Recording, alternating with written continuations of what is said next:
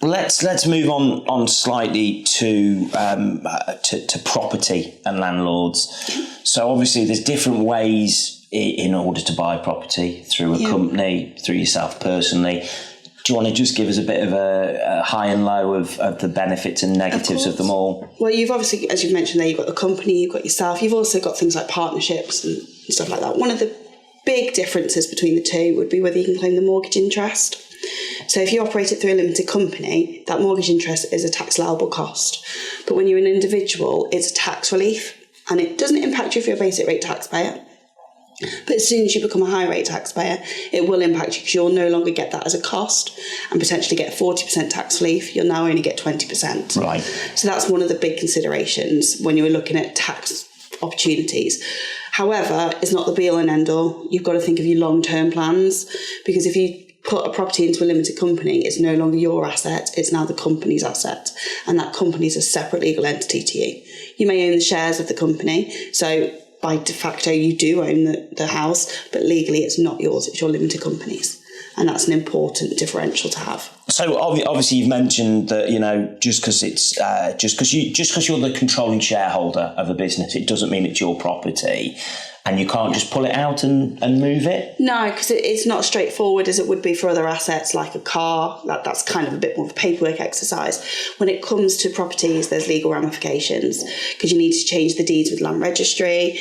You need to be able to notify them for stamp duty purposes, and you might end up having to remortgage the property, because at the moment, if it's mortgaged in a limited company's name, that mortgage company will not let you move that property into your own name, because it has to be associated. So you'd have to remortgage the property as well, which often means you have to pay for more services, which often means you need to pay for more surveys and potentially revaluation costs. It can get quite expensive. Okay. So essentially we go back to the key important thing is speak to us first. 100%. Communicate. Yes. Speak to us. And when the revenue brought in the restrictions on mortgage interest, lots of people wanted to incorporate because limited companies could be, but they wouldn't factor in the cost of stamp duty for transferring, the capital gains, then the legal ramifications of that.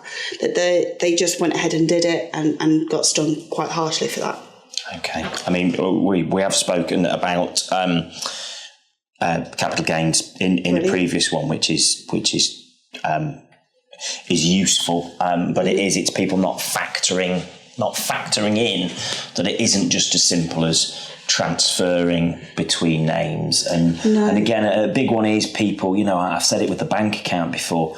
When you're a limited company, the money in the bank account is not just yours. No. Even as a sole trader, we know it's not, because they still have tax liabilities and that sort of thing. But it's their tax liabilities. It is, whereas as a limited company, you know, we talk about directors' loan accounts where actually people are just dipping in and they're paying for their Maldives and they're paying for their new car and they're paying for school fees and all this. Mm-hmm. And it comes to the year end and they question us as to why they've got a massive tax bill, especially if they're overdrawn on the DLA because there's not enough dividends to clear it. Mm-hmm. And suddenly it becomes our fault. Whereas actually, if they'd spoken to us, we could have explained it all and discussed it with them. Again, it's monitoring their financial reporting. So they would have noticed that if they could read their balance sheet, that their director's loan account was overdrawn. Yeah. And again, goes back to always understanding your numbers. You know, we do monitor even clients where we are, you know, doing their year ends, that sort of thing. We'll monitor it on the cloud software to make sure they're at a sensible place when it comes to dividends and that sort of thing.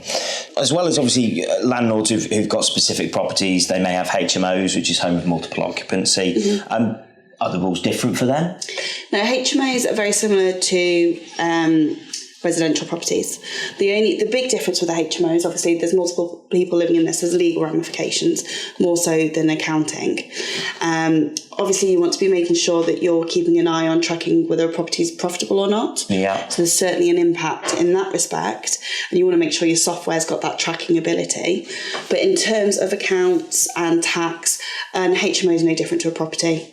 They do have their own, properties in general have their own tax positionings, not dissimilar to what people currently have anyway.